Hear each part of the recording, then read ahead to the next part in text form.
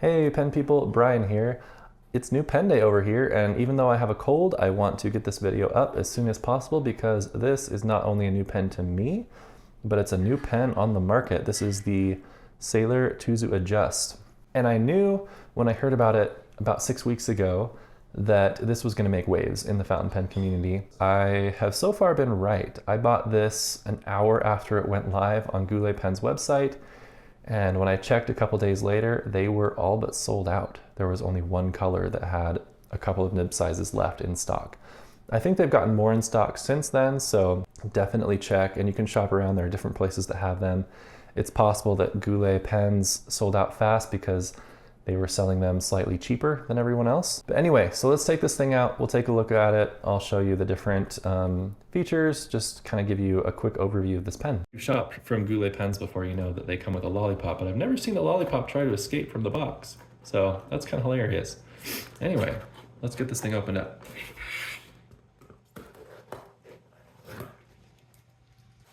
Okay.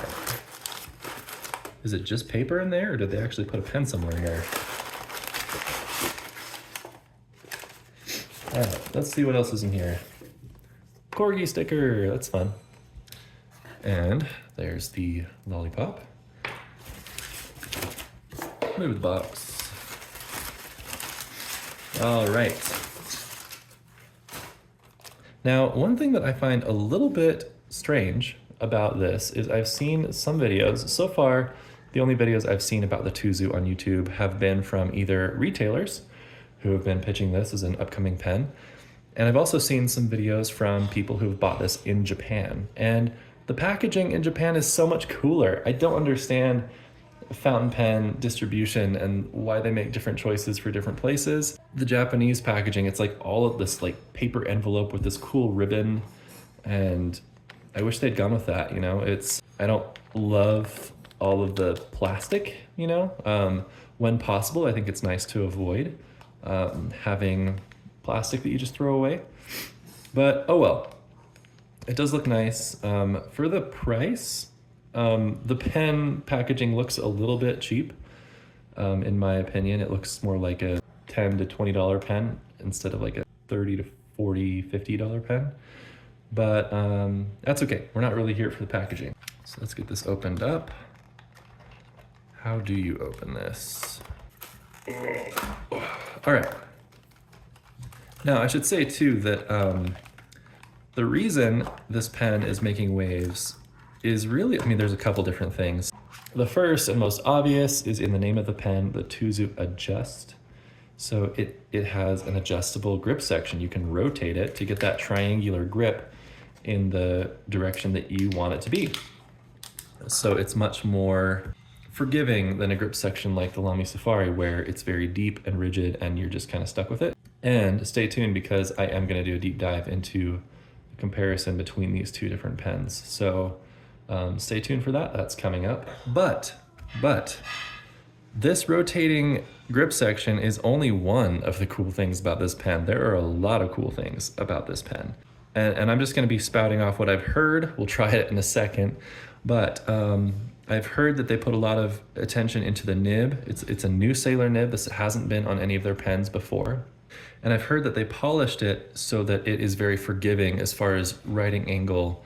There's not much of a sweet spot to it. So very adjustable that way. Wow, and this grip is really comfy. It's triangular, but barely, really. It's like a nice reference point, but I feel like people who don't typically get along with a triangular grip section could get along with this, even without adjusting this. That's a very nice and gentle and easy to hold grip section. So, I like that quite a bit. Let's get the cap out here. The cap is kind of interesting. It's got this clip that is moderately tight. It's very springy, so that's nice and useful. And I feel like that's gonna be nice and forgiving on your clothes. Sometimes I feel like they can get a little sharp back here and you start to worry about putting it on your shirt pocket or whatever, but that's not a worry here. So anyway, so the nib is cool, the grip section's cool. The material is really interesting. This is, if I remember correctly, recycled polycarbonate. So yes, it's a plastic pen, I guess, but it's a different kind of plastic, one that is far more durable than your typical plastic pen. That's really cool. And also it has, I believe, it's hard to tell looking in the cap, but I believe it has a spring-loaded slip and seal mechanism, the kind that you would see on a platinum pen. I don't know if that's typical of Sailor or not, but it is for this pen, so that's really cool.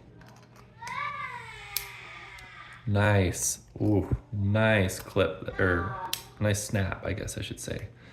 Yeah, it snaps very securely, but doesn't feel overly difficult to open. That's actually really satisfying.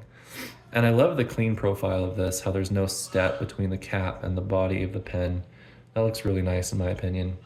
It's definitely a simple look. I don't think the look is for everyone necessarily, but I like it. All right, so it comes with 2 cartridges. So I feel like they're one-upping most pens in that regard. And it came with a converter, and I don't think it's like some cheapo converter. I think it's Sailor's main converter. From what I've heard, this converter would cost 12 bucks if you bought it separately. Nice and smooth action there. So even though this pen is a little more expensive than some of those other entry-level pens out there, the fact that it comes with this $12 converter kind of makes up for that a bit. So that's interesting. So the adjust part of it on the grip section, what you do here is this metal ring comes back like this, and then the grip can be moved like way around. It can rotate basically all the way around the pen. And I really like this because when I hold a pen, I like holding it with the triangular grip section and how it lines up with the nib, the way you would hold a Safari. But my problem is when I want to go right, my hand rotates down this way. I should probably screw this back on. When I'm holding a Safari, it feels like I have to reach farther to get down to the page to keep the nib level. So my finger wants to be more on top of the grip section, even though it's still technically somewhat of a traditional triangular grip, or tripod grip, I guess. So the option to rotate this, and I'm gonna give that a shot first. So let's see. I'm going to rotate it. That's the wrong way. That's too far. Too far. That feels decent. Does it do? Okay, so it's even there. I don't know. We'll see if I even use this adjusting thing. I don't know how useful it will be to me because, oh wow, you can do it really in fine increments there. Okay, I didn't realize that. Cool. Then that'll be very useful. I think I'll leave it about right there. And let's get this inked up so we can try a writing sample. And to start out with this pen, I'm gonna go for some contrast rather than matching with a color. So I'm gonna use Lamy Obsidian here. Oh my, there we go. So if you watched my last video, you know that I got this at an auction house for like $1. Now, one thing that's interesting about this pen, it's got this really narrow kind of hourglass neck right there, which I think looks a little odd to be honest, but it's forgivable. But there's a seam right here, and if you dip your nib too far, you're gonna get ink up inside the grip section. So that might be a little bit messy. You could just fill this, the converter itself, and then pop it in the pen if you want, or just be careful with how you're dipping it in so you don't make too much of a mess. The converter feels very nice, so that's good. One thing I don't love about Lamy pens, talking about, you know, the Safari and stuff, which this pen is competing with, is the current version of their converters just feel very stiff and not always the most easy to use. All right, should have put a cloth down. I don't want to get ink on this desk. I don't think I fully succeeded in avoiding that lip, but more or less, I think I'm all right. Wow, that that made a mess. I wonder if this material is going to be a little bit Reluctant to let go of ink. That is very smudgy. That's interesting. I'm sure I could just go over it with like a moist napkin or something and clean it up really easily, but usually my little ink cloth here works, but we won't worry about that for now. Oh, good grief, this ink lid is not great for some reason. I have another of these bottles and it's fine, but this one is weird.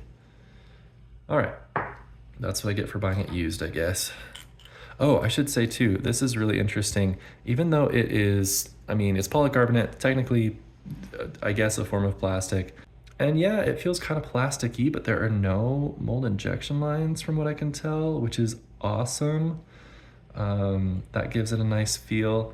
And then this right here, this is thick and beefy, and I really like that. There's not a lot of weight to this pen though. It is a very light pen. And that might not be for everyone, but I always tell people that weight doesn't equal quality. You can have a heavy pen that's terrible and you can have a light pen that's amazing. And this pen is meant to be light and portable and all of that. So, but that said, it doesn't feel too light. I feel like I can feel that weight a little bit in my hand. And the cap here does post on the back. It's a little long, not too bad. And the cap is very light, so I don't really feel it on there at all, which is really nice. I don't really like back-weighted pens, and especially when you cap them and it's all back-weighted, so that's really nice. All right, let's do a quick writing sample, see how this thing writes. Just got a Rhodia notebook here. So this is 90 GSM ivory Rhodia paper. It's my favorite paper probably. Whoa, that feels so weird having the rotated grip. That's gonna take some getting used to. I just wanna do it like a Lamy Safari.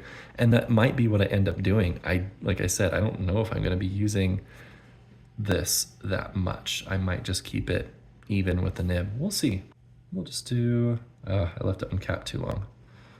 There we go. Whoo.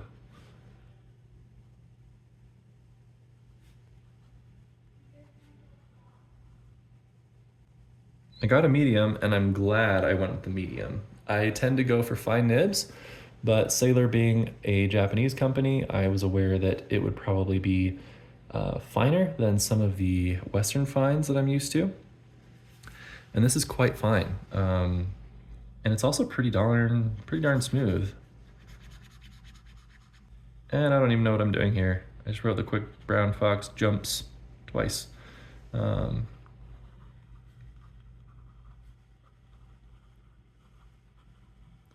That is a nice nib.